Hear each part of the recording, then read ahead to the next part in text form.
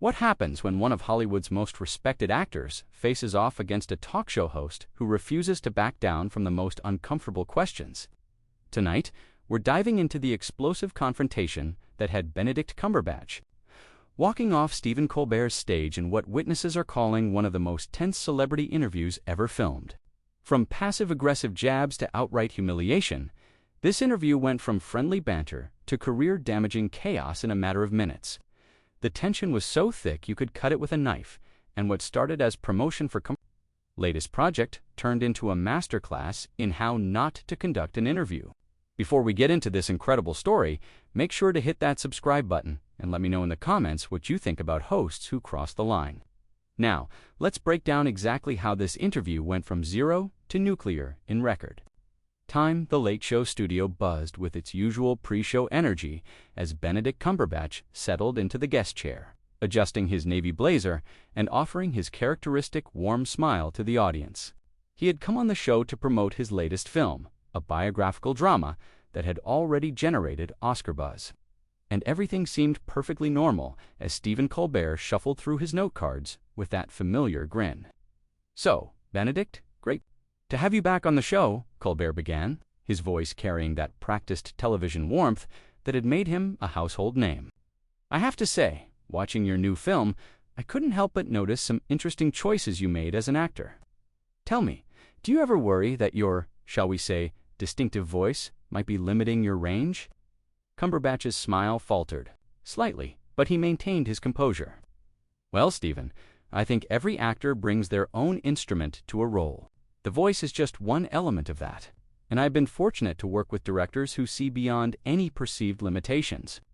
Right, Colbert nodded, but there was something different in his expression now, a slight edge that hadn't been there moments before. "But let's be honest here, Benedict. When audiences hear that voice, don't they immediately think Sherlock Holmes? I mean, how do you escape being typecast when you sound like you're always solving mysteries?" The audience shifted uncomfortably in their seats. This wasn't the playful ribbing that usually characterized Colbert's interviews. There was a sharpness to it, an almost predatory quality that seemed to catch even the seasoned actor off guard. Suppose that's a challenge any actor faces when they've had success with a particular character.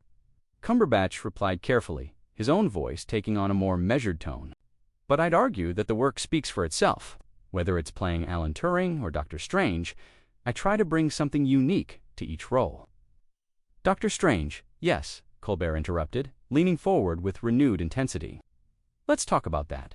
Some critics have suggested that your portrayal was rather, how should I put this, one-dimensional, that maybe Marvel cast you more for your name recognition than your actual suitability for the role. How do you respond to those who say you're coasting on your Sherlock fame?"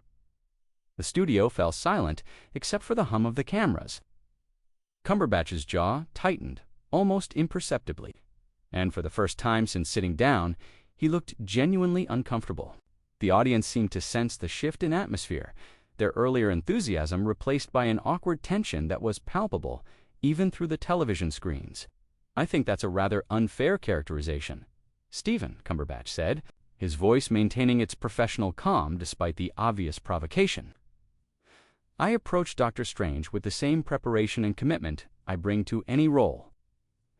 The fact that some critics might disagree doesn't diminish the work that went into it," but Colbert wasn't finished. He sat back in his chair with a satisfied expression, as if he had been waiting for this moment all along. "You know, Benedict, I have to ask about something that's been bothering me.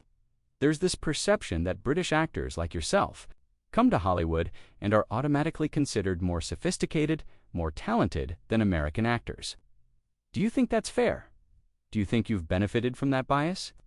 The question hung in the air like a challenge, and Cumberbatch's composure finally began to crack. His eyes narrowed slightly, and when he spoke, there was steel in his voice that hadn't been there before. "Stephen, with all due respect, I think you're making some rather sweeping assumptions there," Cumberbatch said, his voice carrying a new edge that made the studio audience sit up straighter. "I've worked incredibly hard for every opportunity I've had, regardless of where I was born. To suggest that my success is somehow unearned because of my accent is not only insulting, it's reductive." Colbert's grin widened, but there was nothing friendly about it now. He was clearly enjoying the discomfort he was causing, feeding off the tension like a predator who had found wounded prey. "Oh, come on, Benedict. You can't tell me you haven't noticed how Hollywood fawns over British actors. I mean, look at your career trajectory. One successful British television show, and suddenly you're headlining Marvel movies. That seems like quite a leap, doesn't it?" The camera caught the subtle change in Cumberbatch's posture as he straightened in his chair, his hands gripping the armrests with barely contained frustration. "Actually, Stephen, if you'd done your homework, you'd know that I spent years working in theater, independent films, and smaller television productions before Sherlock ever aired. I didn't just appear out of nowhere." Sure, Colbert waved, dismissively, his tone becoming increasingly condescending. "But let's talk about what really matters here. Box office numbers. Your recent films haven't exactly been setting the world on fire, have they? The Imitation Game did well, but that was years ago. Since then, it's been a string of underperformers. Are you worried that audiences are getting tired of the Benedict Cumberbatch brand?" The audience was now visibly uncomfortable, some people shifting in their seats, others looking around as if hoping someone would intervene. This had gone far beyond the usual promotional interview banter and had entered territory that felt genuinely hostile. Cumberbatch's publicist, sitting in the wings, was frantically making cutting motions with her hand, but Colbert seemed oblivious to any attempts to rein him in. "I find it fascinating," Cumberbatch said slowly, his voice dropping to a dangerously quiet level, "that you're so focused on commercial success when you yourself host a show that's been hemorrhaging viewers for the past 2 years. Perhaps we should discuss your own brand concerns, Stephen." The studio fell dead silent. Even the camera operators seemed to freeze, unsure whether they should keep rolling. Colbert's smile never wavered, but something flickered behind his eyes. A flash of genuine anger that he quickly tried to mask with his practiced television persona. "Well, that's quite a deflection," Colbert said, his voice taking on a mock-hurt tone. "I'm just trying to have an honest conversation here, Benedict. Isn't that what good interviews are about? Getting to the truth behind the carefully crafted public image?" "The truth," Cumberbatch repeated, his voice rising slightly. "The truth is that you've spent the last 10 minutes attempting to tear me down for no apparent reason. This isn't journalism, Stephen. It's character assassination, disguised as entertainment." Colbert leaned back in his chair, clearly relishing the conflict he had created. "Character assassination? That's a bit dramatic, don't you think? I'm simply asking questions that I think the audience deserves answers to. For instance, there have been rumors about your behavior on set. Some crew members have described you as difficult to work with, demanding, entitled. Care to comment on that?" The accusation hit like a physical blow. Cumberbatch went completely still, his face pale with barely controlled fury. "What crew members? What sets?" "You're making vague accusations without providing any specifics, any sources. That's not journalism, that's gossip-mongering." "Have sources," Colbert replied with a smirk that made several audience members visibly cringe. "I just protect their identities, you understand? Professional courtesy. But the stories are consistent. Temper tantrums, unreasonable demands, treating people like they're beneath you. Sound familiar?" "This is unconscionable," Cumberbatch said, his voice shaking with controlled rage. "You're making claims that could damage my reputation, my career, without providing a shred of evidence to support them. And you're doing it on national television for what? Entertainment value?" The audience was now completely silent, the earlier excited chatter replaced by an oppressive tension that seemed to press down on everyone in the studio. Even Colbert's band members looked uncomfortable, their usual enthusiasm dampened by the toxic atmosphere that had developed. "Well," Benedict Colbert continued, seemingly immune to the discomfort he was causing, "if the allegations are false, then surely you have nothing to worry about. But your reaction is quite telling. They say that guilty dogs bark the loudest. That was the breaking point." Cumberbatch's face flushed red, and when he spoke, his voice carried a cold fury that cut through the studio like a blade. "How dare you? How dare you sit there and imply that I'm guilty of something based on anonymous allegations that you refuse to substantiate?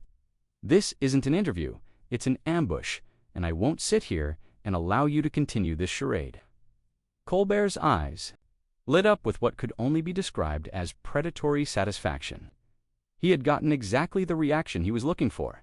and he wasn't about to let his prey escape now. "Oh, touched a nerve, did I?" Colbert said with a laugh that sounded more like a bark, his mask of professional courtesy finally slipping completely. "You know what I find interesting, Benedict? For someone who's supposedly innocent of any wrongdoing, you're awfully defensive. Most people would just laugh off baseless accusations, but here you are, getting all worked up." Cumberbatch stood up abruptly, his chair scraping against the floor with a harsh sound that echoed through the now deadly silent studio. "I'm getting worked up because you're attempting to destroy my reputation on live television without any evidence whatsoever. That's not entertainment, Stephen. That's defamation." "Defamation?" Colbert's eyebrows shot up in mock surprise. "That's a strong word, but now that you mention it, let's talk about your legal troubles. Wasn't there some issue with a photographer last year? Something about you getting aggressive when you didn't want your picture taken?" The audience collectively held its breath. Several people in the front row looked genuinely distressed, as if they were witnessing something they shouldn't be seeing. Cumberbatch's publicist had given up trying to signal from the wings and was now making frantic phone calls, presumably to network executives. "There was no legal trouble," Cumberbatch said through gritted teeth, his hands clenched into fists. "At his sides, a photographer was harassing my family, and I asked him to stop. There was no aggression, no incident, nothing. But I suppose facts don't matter when you're trying to create a narrative." "Harassing your family," Colbert repeated thoughtfully, as if he were genuinely considering the words. "That's your version of events, but I've heard it described quite differently. Something about you losing your temper, using some rather colorful language, maybe even getting physical." "That is absolutely false," Cumberbatch snapped, his voice rising to a level that made the microphones crackle. "You're making things up now, Stephen. You're literally fabricating stories to try to make me look bad, and I won't stand for it." But Colbert was on a roll now, feeding off the chaos he had created like a shark in bloody water. "You know what's really interesting to me, Benedict? The way you handle criticism. Most successful actors learn to take it in stride, but you seem to take everything personally. Is that a British thing, or is it just a you thing?" The insult was delivered with such casual cruelty that even some of the crew members looked shocked. Cumberbatch's face went through a series of expressions, from disbelief to rage to something that looked almost like grief. When he spoke, his voice was quiet, but carried the weight of absolute finality. "I've been in this business for over 20 years. Stephen, I've done hundreds of interviews, worked with dozens of journalists and talk show hosts. Never, not once, have I encountered someone who seems so determined to humiliate their guest for no apparent reason. What is this really about? What have I done to deserve this treatment?" For just a moment, something flickered across Colbert's face, a brief shadow that might have been guilt or shame, but it was gone so quickly that it might have been imagined, replaced by that same predatory grin that had characterized the entire interview. "It's not personal, Benedict. It's just business. Television is about ratings, and conflict gets ratings. Surely someone with your experience understands that. So, you're admitting that this entire interview has been designed to create conflict," Cumberbatch said, his voice deadly calm now. "You've spent the last 20 minutes trying to destroy my reputation, making false accusations, and creating a hostile environment, all for ratings. Is that what you call journalism?" Colbert shrugged, the gesture so casual and dismissive that it felt like another slap in the face. "I call it entertainment. The audience wants to see something real, something unscripted. They're tired of the same old promotional interviews where everyone says nice things about each other. They want authenticity." "Authenticity?" Cumberbatch's voice rose again, his composure finally cracking completely. "You think lying about me, making up stories about legal troubles that don't exist, creating a narrative of difficult behavior based on anonymous sources, you think that's authentic? That's not authentic, Stephen. That's malicious." The studio had become so quiet that the hum of the air conditioning seemed deafeningly loud. Even the camera operators had stopped their usual subtle movements, frozen in place as they witnessed what was clearly becoming a career-defining moment for both men. "You know what's really sad about this whole situation?" Cumberbatch continued, his voice now carrying a note of genuine sadness beneath the anger. "I actually used to respect you as an interviewer. I thought you were intelligent, thoughtful, someone who could have meaningful conversations with guests. But this is just cruel for the sake of being cruel. Colbert's smile finally faltered, but instead of backing down, he doubled down on his aggression. "Oh, spare me the sanctimonious lecture. Benedict, you came on this show to promote your movie, and now you're getting upset because I'm not playing. Along with your carefully crafted image, maybe if you weren't so concerned with seeming perfect all the time, you could handle a few tough questions." "Tough questions?" Cumberbatch laughed, but there was no humor in it. "You haven't asked me a single legitimate question about my work, my craft, or even my personal life in any meaningful way. You've just hurled accusations and insults. That's not tough questioning, that's playground bullying." With that, Cumberbatch began unhooking his microphone, his movements sharp and decisive. The audience watched in stunned silence as one of the most respected actors of his generation prepared to walk off a major television show in the middle of a live broadcast. "Walking away doesn't make you look good, Benedict," Colbert called out, his voice carrying a note of desperation now that his prey was escaping. "It just makes you look like you can't handle the heat." Cumberbatch paused, microphone in hand, and turned to face Colbert one last time. When he spoke, his voice was quiet but carried clearly through the silent studio. "No, Stephen. Walking away makes me look like someone who has enough self-respect not to sit here and be abused for your entertainment. Good luck with your ratings." And with that, Benedict Cumberbatch walked off the set of The Late Show, leaving behind a studio full of shocked audience members, uncomfortable crew members, and one talk show host who had just learned that sometimes pushing too hard can cost you everything. That was the night that changed everything for both men involved. What started as a simple promotional interview became a masterclass in how power dynamics can go horribly wrong when one person decides to use their platform as a weapon.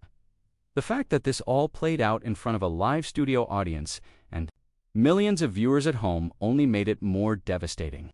Make sure to subscribe if you want to see more incredible stories like this one. And let me know in the comments, do you think talk show hosts should be held accountable when they cross the line with their guests